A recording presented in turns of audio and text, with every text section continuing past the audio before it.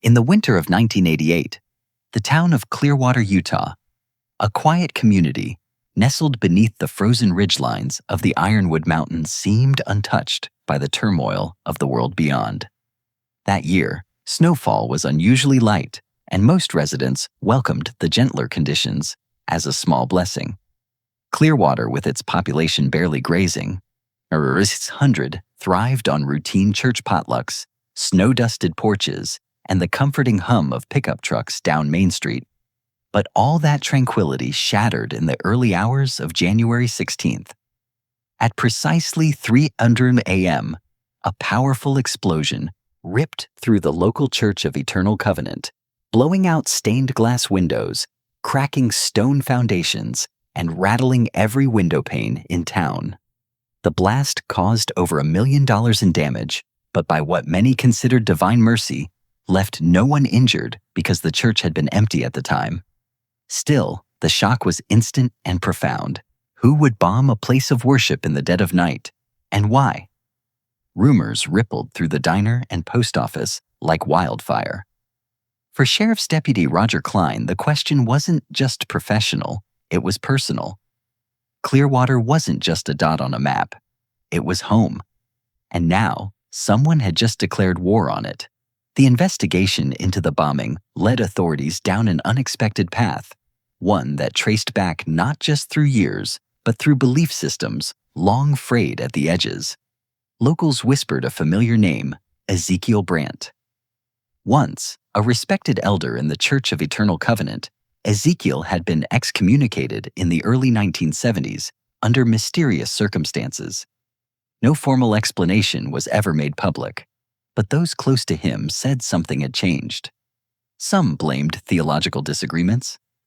Others said he started preaching off-book revelations, talks of divine bloodlines, visions of fire, and a reckoning to come. Whatever the cause, Ezekiel didn't go quietly. He moved his family to a remote stretch of land near the Sagebrush River and built a compound from scrap timber steel containers and survivalist grit. There he raised his children and followers under a strict apocalyptic doctrine. Church was no longer brick and mortar. It was the sky, the soil, the silence of exile. Outsiders were referred to as agents of Babylon and government officials as false shepherds. Over the years, the Brandts became less a family and more a legend. Part myth, part cautionary tale. Roger Klein remembered Ezekiel's final stand like a bad dream. Nearly a decade earlier, Ezekiel had refused to surrender custody of his children in a bitter legal dispute. The standoff ended with Ezekiel pointing a rifle at a federal marshal and being shot dead by a rooftop sniper. Most assumed that would be the end of the story, but as Klein now stood outside the charred ruins of the church, a sickening thought clawed its way in. Maybe the past hadn't stayed buried after all. Maybe the fire that consumed Ezekiel had been smoldering ever since, waiting for someone else to breathe life back into it. The fire, it turned out, had a name, Caleb Brandt. He was barely a teenager when Ezekiel was killed, but stories of the standoff became scripture within the compound. To Caleb, Ezekiel wasn't just his father-in-law. He was a martyr, a prophet struck down by godless men. Caleb married Naomi Brandt, Ezekiel's eldest daughter, when he turned 18, after gaining the approval of the new matriarch, Naomi's mother, Miriam. Over time, Caleb emerged as a spiritual successor, weaving Ezekiel's rhetoric into his own radical gospel. What had once been whispers of prophecy became declarations. He spoke of resurrection, of divine timing, of sacred vengeance. And his followers, dozens of them, believed. They lived almost entirely off-grid in the Ironwood hinterlands. A maze of trailers, greenhouses, and livestock pens, circled by barbed wire and floodlights. They stocked weapons and fuel, raised children in isolation, and prayed beneath the open sky. Caleb claimed to receive visions messages from Ezekiel beyond the veil. In early January, just weeks before the bombing, he declared that the 9-year anniversary of Ezekiel's death marked a divine alignment. According to him, God had given him a sign if he planted a spear with 9 eagle feathers near the Clearwater Church and ignited a righteous fire, Ezekiel would return. To Caleb, it wasn't destruction. It was rebirth. The act wasn't terrorism, it was ritual. And so, in the dead of night, he placed the spear, rigged the explosives, and watched from the tree line as the fire reached toward heaven. Then he vanished into the snowy wilderness, back to the compound, back to his flock. When the sheriff's office tracked the leads and arrived at the Brandt property, Caleb didn't deny it. In fact, he confessed without hesitation and made it chillingly clear they had no intention of surrendering. Because in their eyes, this was just the beginning. From the moment Caleb Brandt admitted responsibility and declared he wouldn't surrender, Clearwater changed. The sheriff's office, backed by state troopers and federal agents, moved to establish a perimeter around the Brandt compound. It wasn't just a tactical necessity, it was a survival measure. The Brandts were heavily armed, deeply devout, and utterly convinced that any government approach was part of a divine war. The compound itself sat on 40 acres of rugged woodland, just south of the Sagebrush River, surrounded by snow-packed fields and thick pine stands. Makeshift watchtowers had been erected from lumber and sheet metal, and trails were deliberately iced over to thwart approaching vehicles. Officers like Deputy Roger Klein knew better than to rush in. This wasn't a normal arrest. This was a siege. Negotiators arrived with satellite phones, loudspeakers, and bundles of handwritten letters, anything that might build a bridge. But every attempt at dialogue was met with scripture-laced monologues about the end times. Caleb claimed that the agents of Babylon were testing the faithful and that true believers would be rewarded with divine protection. He spoke of Ezekiel's imminent resurrection of fire sweeping across the wicked and of children inheriting a purified earth. When asked to consider the safety of those very children, he scoffed. God protects his chosen, he said, and the lambs know his voice. By day 4, the standoff had settled into a rhythm of snow static and silence. Power to the compound was cut, but the Brandts had prepared for that. Gas generators hummed from beneath tarps, and smoke curled from chimneys. Surveillance drones caught glimpses of movement figures, pacing with rifles, women hauling firewood, and once a child's face peering through a frost-covered window. Inside the law enforcement camp, shifts rotated constantly, officers huddled behind trucks and plywood shields, swaddled in thermals, sipping burnt coffee to stay awake. Fear hung in the air, brittle and sharp like the cold itself. Media vans soon lined the access road, their cameras pointed at the tree line. News anchors debated the legality of the siege and the sanity of the cult. Protesters arrived too, some demanding government restraint, others calling for force. The weight of national attention pressed hard. But for those on the ground, none of that mattered as much as what lay just beyond the tree line. The compound wasn't just fortified with weapons, it was sealed in belief. And that, as Deputy Klein knew all too well, was the most dangerous barricade of all. On the 12th day of the standoff, a break finally came, though not the kind anyone had hoped for. After nearly 2 weeks of bitter cold, sleepless nights, and fruitless negotiations, Caleb Brandt sent word that he was willing to surrender. The message came through a battered radio unit, patched into one of the negotiators' relay channels.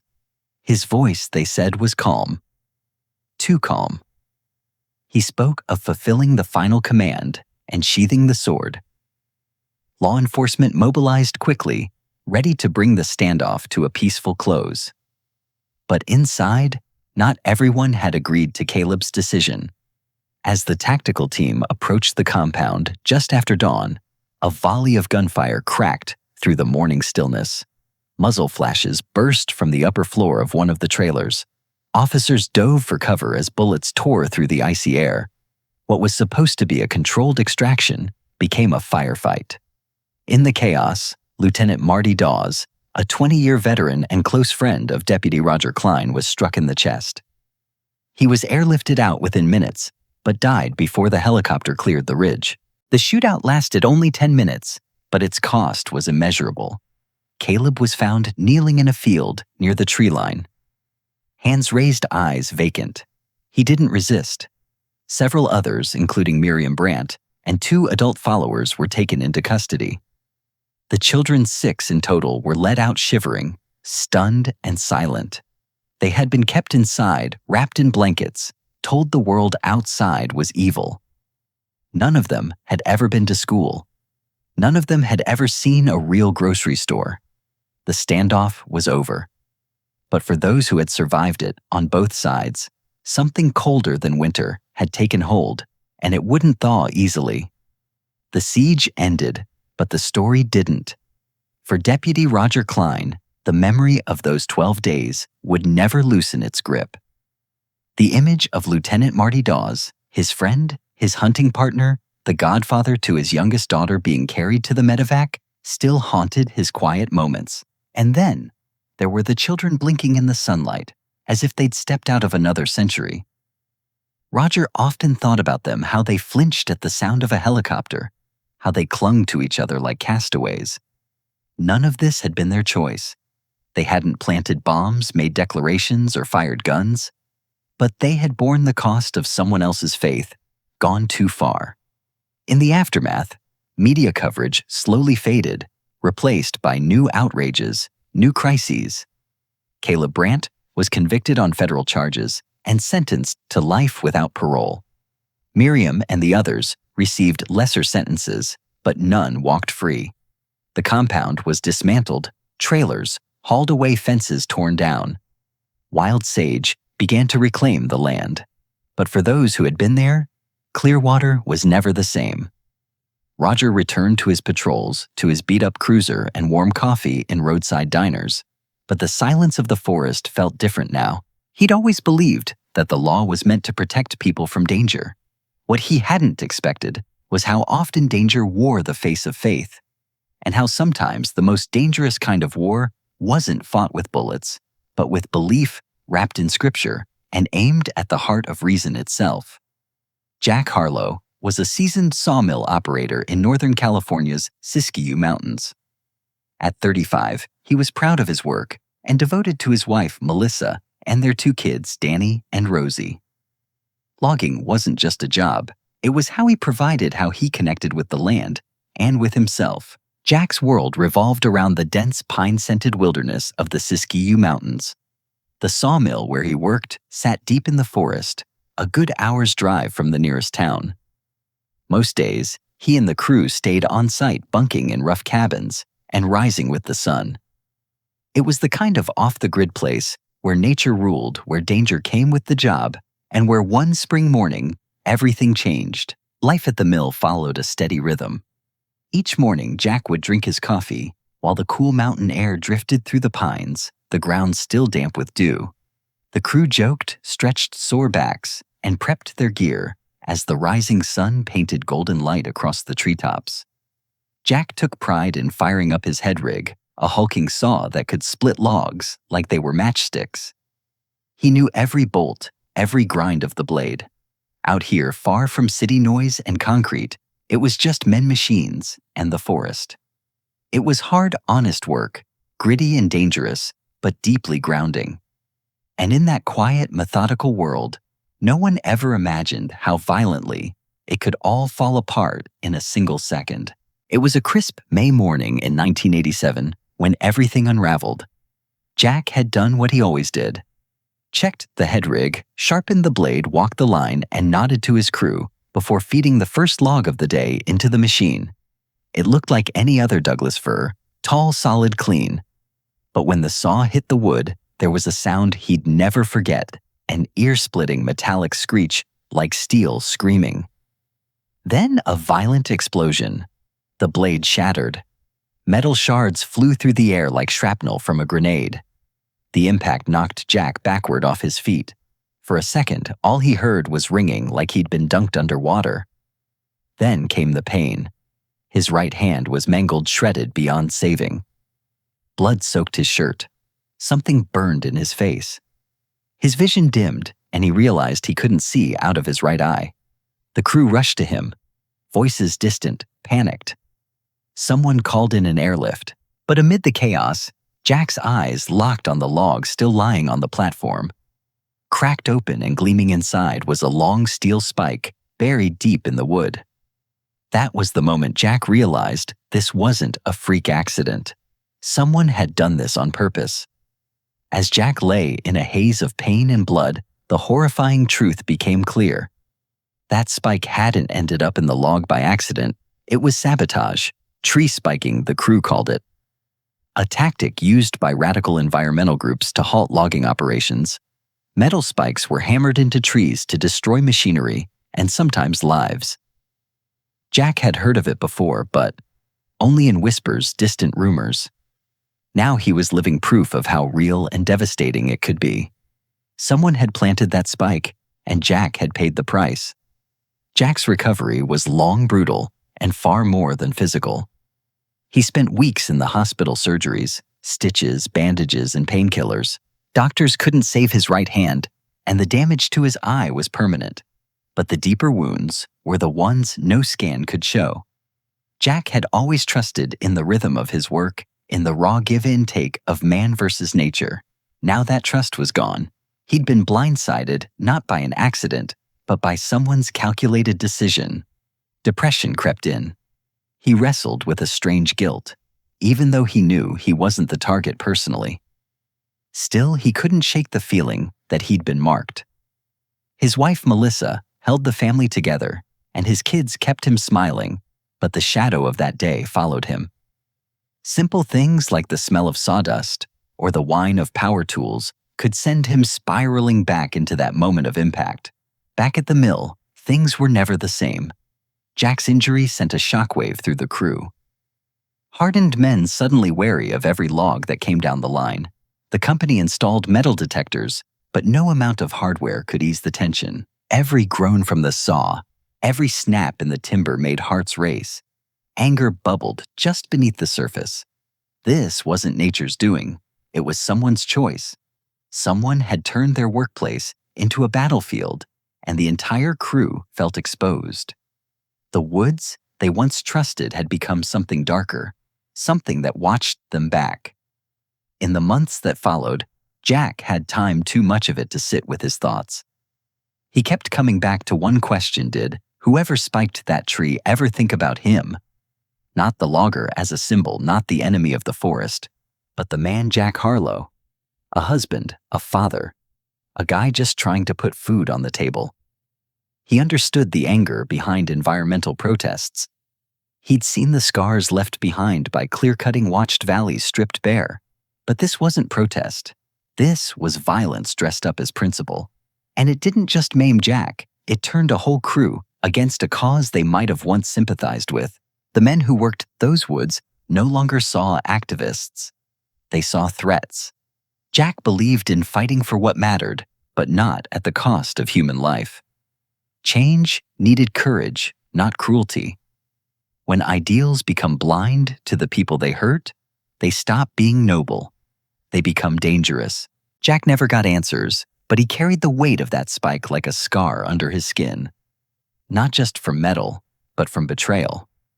Jack eventually left the logging industry behind. He found safer work, an office job with steady hours and little risk, but nothing ever felt quite the same. He missed the woods, the early mornings, even the ache in his back after a long day. But what he didn't miss was the fear, the sense that someone somewhere had decided his life was expendable. Years later, the sound of a power saw or the scent of pine still sent a chill down his spine, and every so often when the wind rustled through the trees just right, he'd remember that spike buried deep in a log, silent, waiting. He never saw it coming. That was the part that haunted him most. Not the pain, not the loss, but the realization that trust once broken in the name of a cause might never be rebuilt. Daniel Rourke, a 32-year-old software engineer from Boston, often escaped the noise of the city by retreating to his family's old cabin near Ash Lake, Maine. Isolated and surrounded by dense forest, the cabin held memories from his childhood and had recently become his quiet refuge from modern life's constant demands. Tucked deep in the woods near Ash Lake, the cabin stood alone miles from the nearest paved road, with nothing but towering pines and the glassy lake for company. It wasn't much, just 2 small rooms, creaky floors, and a stubborn old wood stove, but to Daniel, it was a sacred kind of quiet. The kind you can't find in the city. In the fall, mist rolled off the lake like breath from something ancient, and at night the silence felt almost too perfect. Daniel had come here countless times to clear his head, never expecting that one night would leave him forever changed. That evening, after a long hike around the lake's southern edge, Daniel returned to the cabin sore but satisfied. He made a simple dinner, grilled cheese and tomato soup, and watched the sun dip behind the tree line as golden light filtered through the dusty windows. As night settled in, the familiar creaks of the wooden beams filled the silence like the old cabin was exhaling after holding its breath all day. Daniel turned in early, lulled by the peaceful hush that only wilderness can offer. He had no cell service, no distractions, just the rustle of leaves and the occasional loon calling from the lake. It was the kind of solitude he craved, the kind that felt like a cleanse. But somewhere just past midnight, that peace shattered, snapped like a brittle twig. He awoke suddenly, heart pounding, with a heavy sense that something wasn't right. And then he heard it, a slow, deliberate creak from the hallway. At first, Daniel told himself it was nothing, probably just the old wood settling in the cool night air. But as he lay frozen beneath the thin quilt, straining to hear past the thump of his own heartbeat, the sound came again. Creak, then silence, then a faint metallic clink like a pot being nudged. Someone or something was moving around in the kitchen. The thought chilled him more than the October air seeping through the window cracks. This wasn't the wind. This wasn't wildlife. He knew every sound that cabin made, and this one didn't belong. Quietly, he swung his legs over the bed, careful not to make the mattress groan, and reached for the flashlight on the nightstand. His fingers trembled. He didn't turn it on. Not yet. Stealth was his only advantage. He pulled on his boots, moving slowly, heart pounding louder with each step as he crept toward the hallway. The rummaging sounds grew clearer, drawers sliding open, something rustling. Whoever it was, they weren't in a rush. But they weren't trying to hide either. Daniel reached the end of the hallway and pressed his back to the wall just inches from the kitchen doorway. He took a slow, shaky breath and leaned forward just enough to peek around the corner. What he saw stopped him cold. A man stood there, half-shadowed in moonlight, spilling through the kitchen window. He moved with a strange, methodical calm, rummaging through cabinets and drawers like he belonged there. His clothes were ragged, layered, and stained by dirt and time. His hair was long and matted, his beard wild. Thin to the point of sickly, he looked like someone who hadn't seen another human in years. Daniel's instinct screamed at him to shout, to confront the stranger, to do something, but he couldn't move.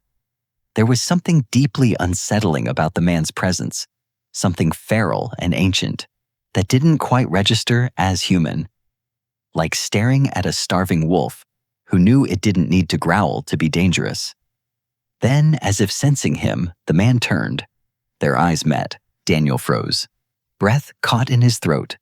The stranger didn't flinch, didn't speak, didn't even seem surprised.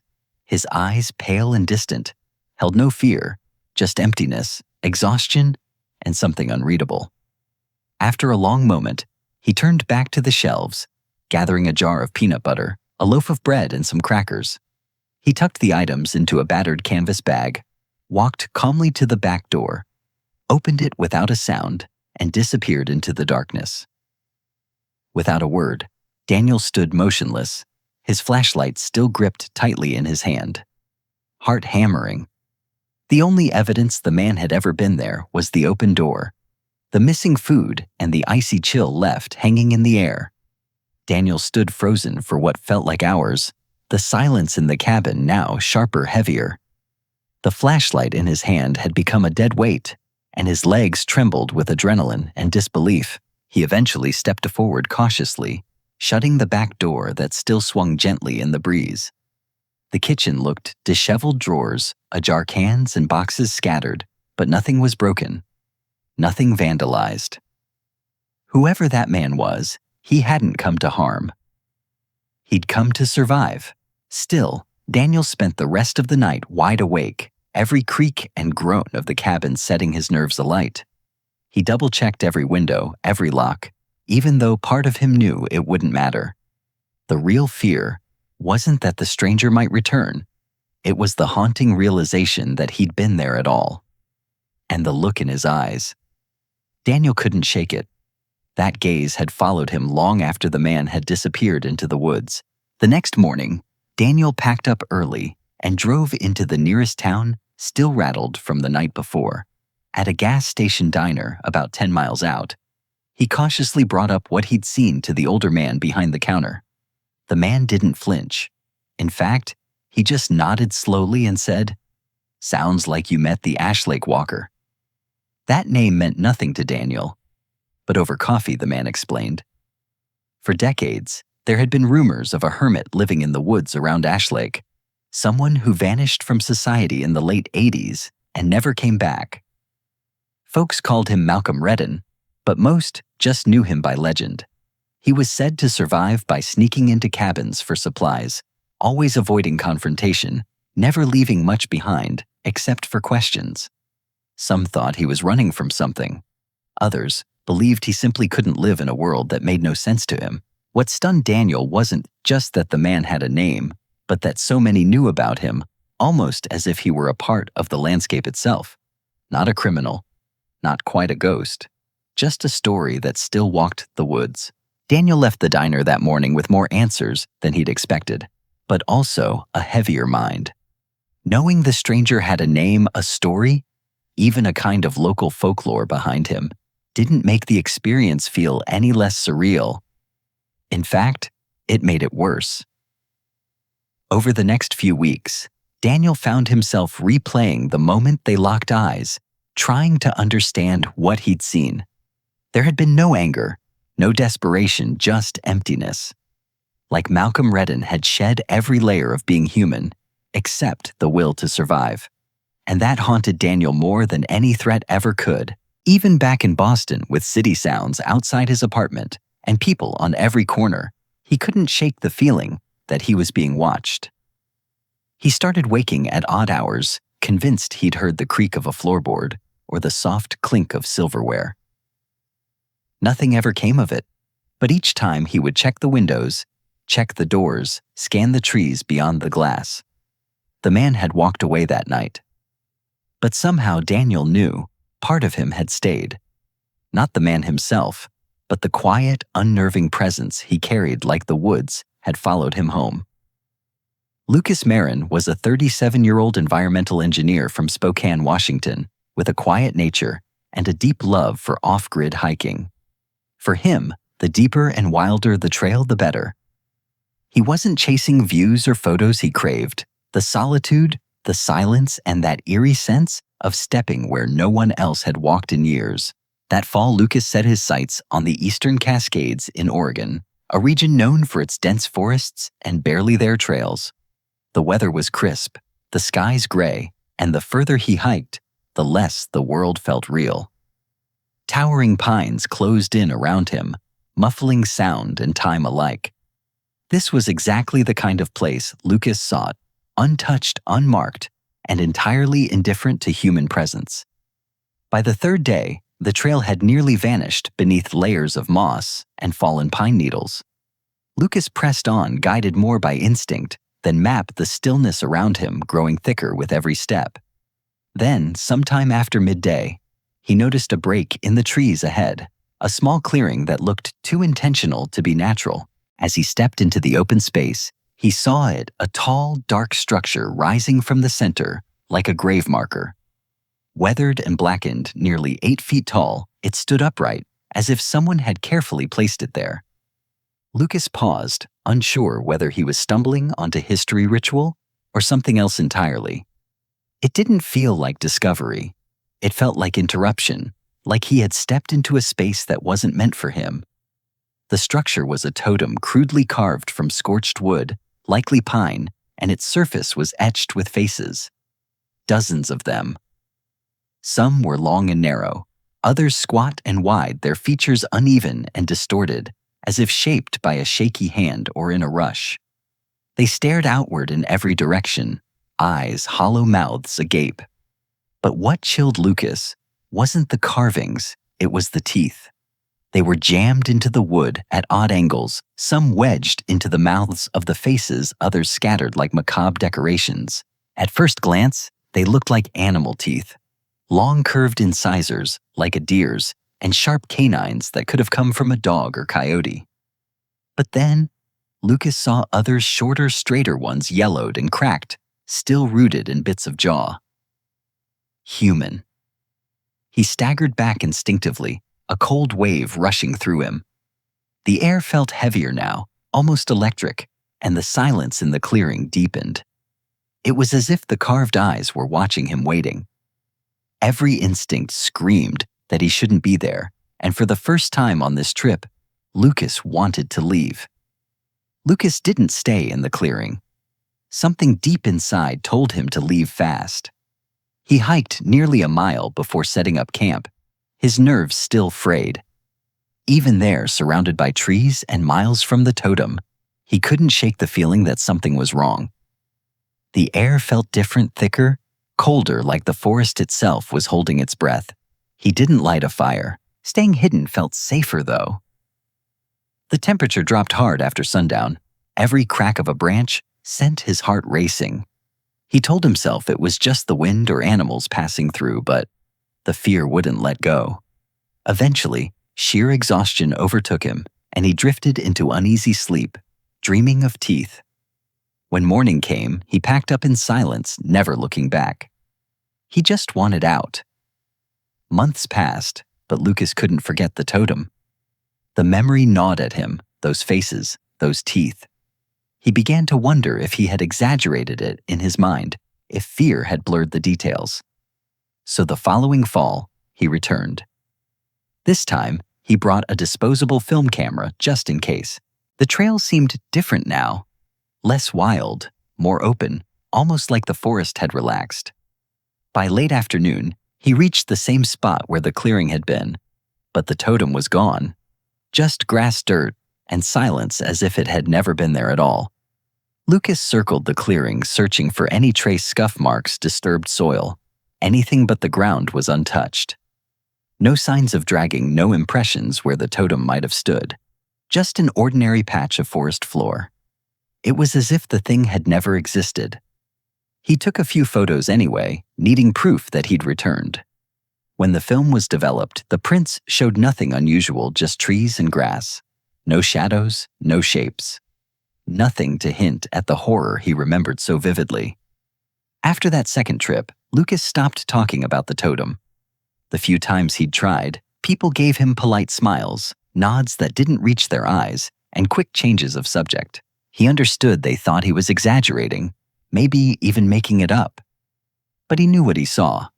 He could still feel that oppressive air, see those cracked teeth, and hear the silence that wasn't quite silent.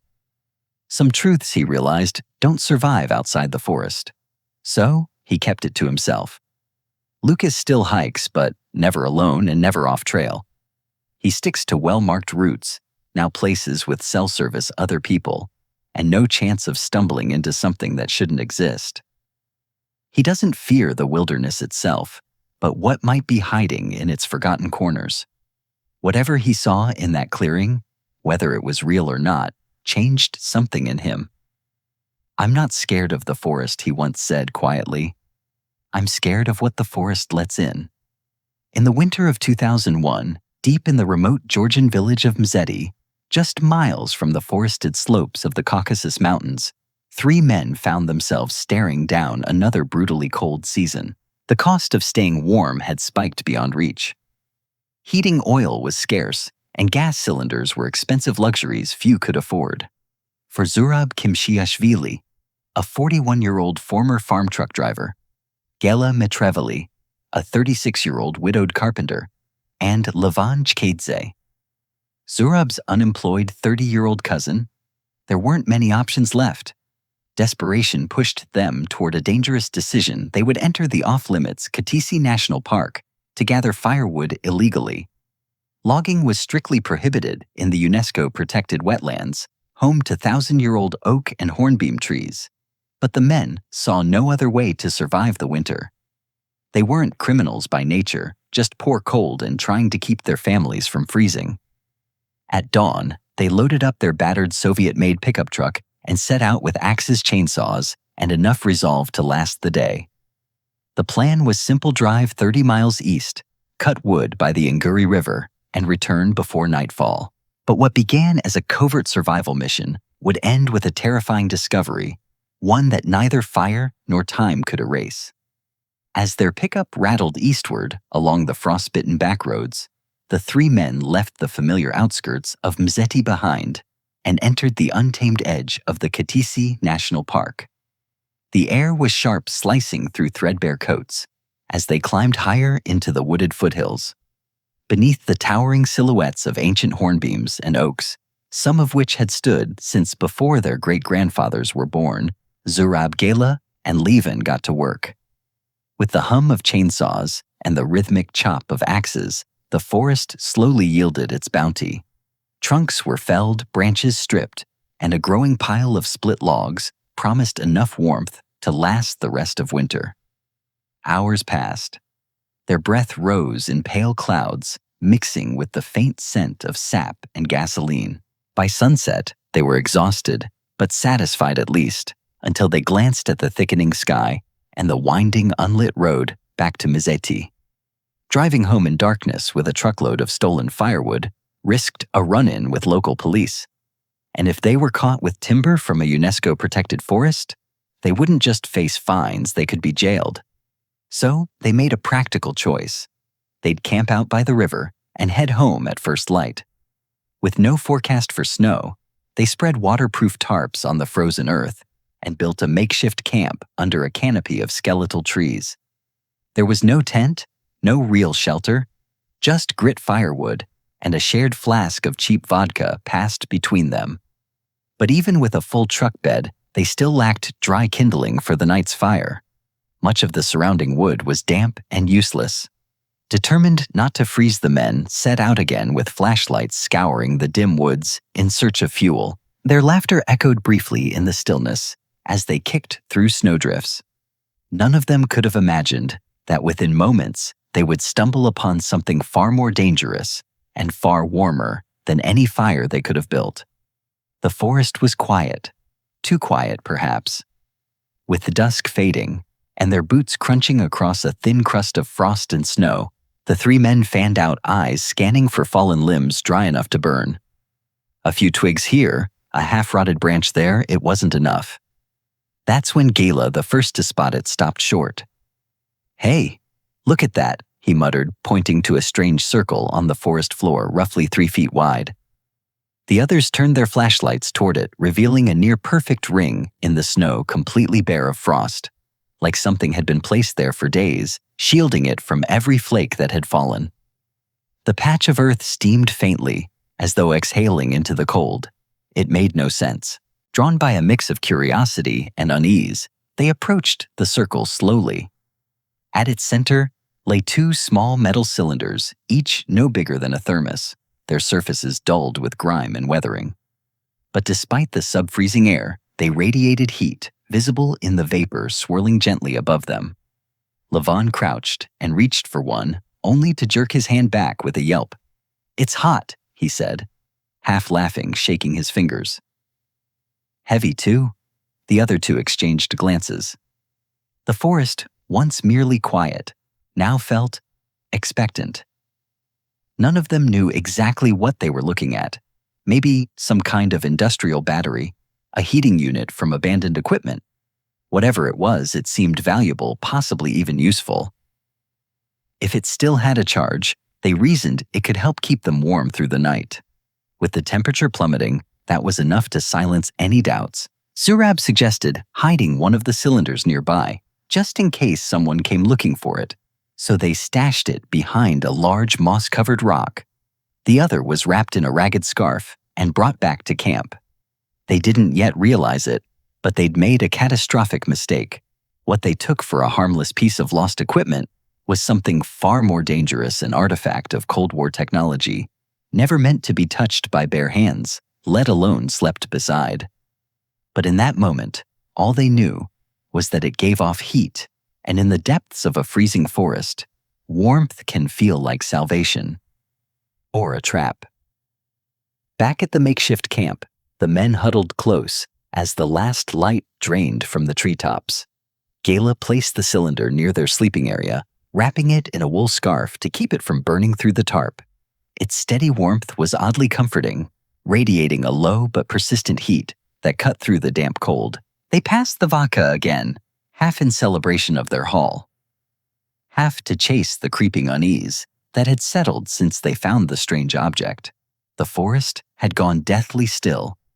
No rustling of birds or crunch of nocturnal animals, just the whisper of wind and the faint hiss of steam from the warm metal cylinder nestled beside them. But that comfort didn't last. Not long after lying down, Zurab sat up with a grimace clutching his stomach. "That vodka's turned on me," he muttered. Moments later, Gayla followed, then Lavan. Nausea overtook them like a wave. One by one, they stumbled out into the snow, retching violently, their vomit painting yellow streaks across the white. At first, they blamed the cheap vodka. Maybe it had been improperly filtered or tainted with methanol, a common hazard in homemade spirits. It had happened before, but this time, the sickness didn't stop. Even after their stomachs emptied, they continued to dry heave, their heads pounding, bodies shaking.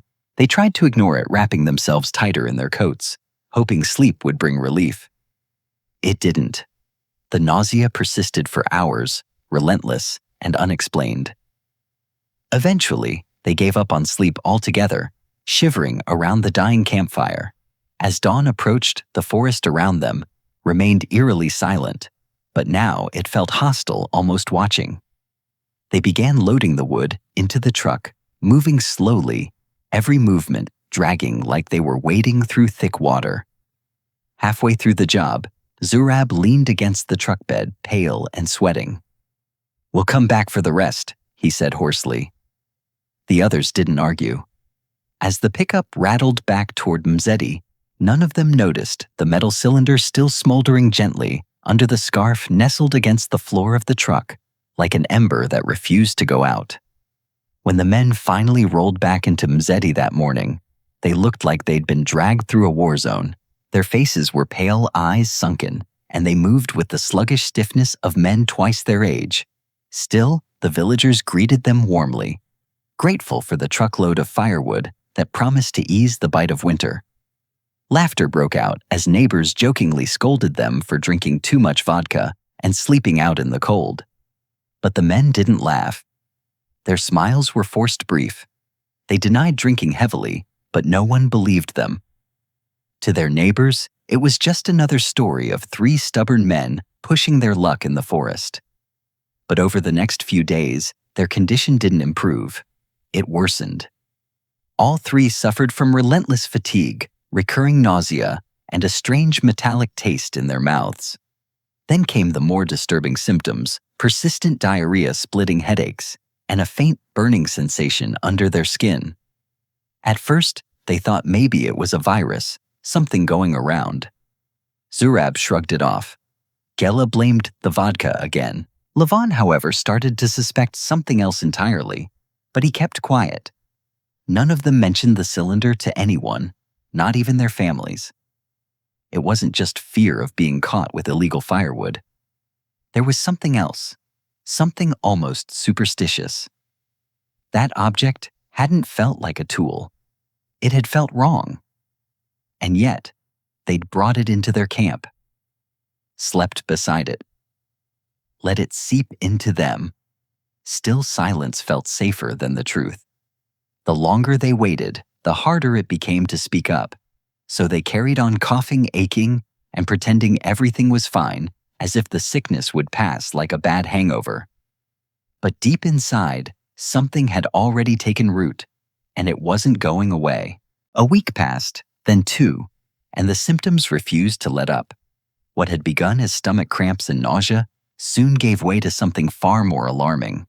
Lavan was the first to notice it, dark, painful blisters forming along his spine. The skin around them was inflamed and tender, the kind of injury you might expect from a burn.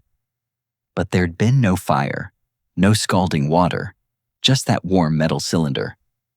He asked Gela to take a look, and his cousin paled at the sight. Long, jagged streaks of ruptured skin ran across Levon's back like a map of wounds left by some unseen hand. By then, Zurab was struggling to get out of bed, and Gela had developed lesions on his arms that refused to heal. The men could no longer deny something was deeply wrong. Still, they hesitated. They had kept the truth hidden for so long out of guilt, out of fear, and coming clean meant exposing themselves to legal trouble. But the pain was growing worse. Infection was setting in. Eventually, desperation overpowered their silence. They went to the regional hospital in Zugdidi, arriving hunched and trembling, barely able to stand. The doctors were baffled. There was no sign of chemical exposure, no burns from conventional sources. Blood work revealed elevated white cell counts, but nothing that explained the skin lesions or unrelenting fatigue. The medical staff pressed them for details. When they remained evasive, one physician warned them that their reticence might cost them their lives. That was when Levon finally spoke. He told the doctors about the cylinder where they'd found it, how they'd used it to keep warm, how it had steamed in the snow like a breath from underground. The room fell silent. Within hours, the three men were airlifted by military helicopter to Tbilisi, where a specialized emergency medical team placed them in quarantine. They were stripped of their clothing, scrubbed down with antiseptic, and transferred to the Georgian Institute of Hematology. There, doctors began treating their wounds, administering painkillers, and launching an investigation that would eventually draw the attention of international nuclear experts. What started as an illegal firewood run had become a medical and political emergency. And the cause of it all, a forgotten relic from a bygone superpower, still waited silent and glowing beneath the trees of Khatisi. Once the truth was out, authorities acted quickly. A detachment of Georgian army personnel was dispatched to Khatisi National Park, armed with hazmat suits, radiation sensors, and remotely operated tools. Thanks to Levin's precise description of the site, it didn't take long to locate the cylinders. They were exactly where the men said they'd left them, one still nestled behind a moss-covered rock, the other partially buried in the snow where the men had camped. The readings confirmed it immediately. Both objects were emitting dangerous levels of radiation. The cylinders were sealed in lead-lined containment boxes and transported to a secure government facility. Their specialists from the International Atomic Energy Agency, IAEA, identified them as strontium-90 sources components, once used in Soviet-era radioisotope thermoelectric generators, or RTGs. These generators were designed to power remote equipment by converting the heat of radioactive decay into electricity. Rugged and long-lasting, they were often deployed in isolated places, satellite outposts, lighthouses, and military radio relays in mountainous regions like western Georgia.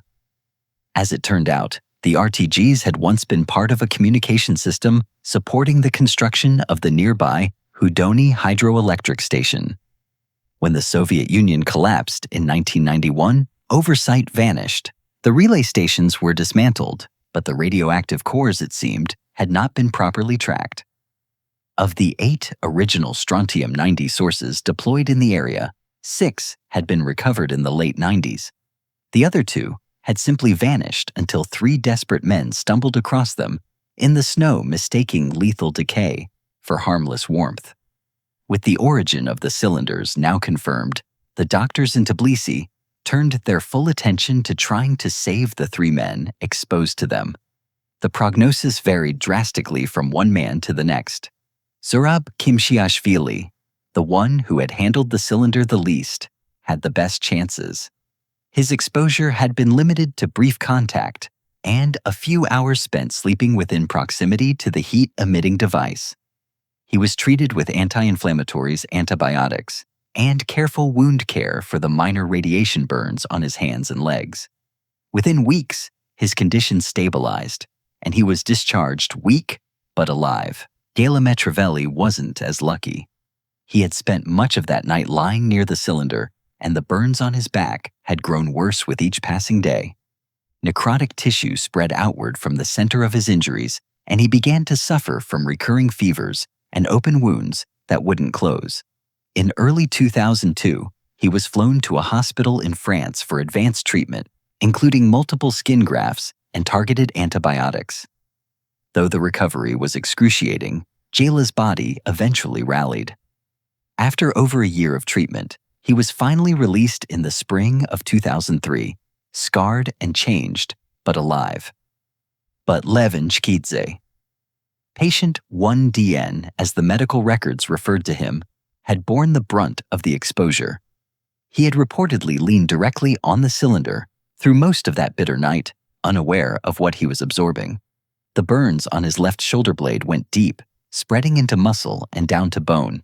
His wounds became breeding grounds for polyresistant bacteria, including strains of Pseudomonas and Bacillus cereus, which no conventional antibiotics could defeat.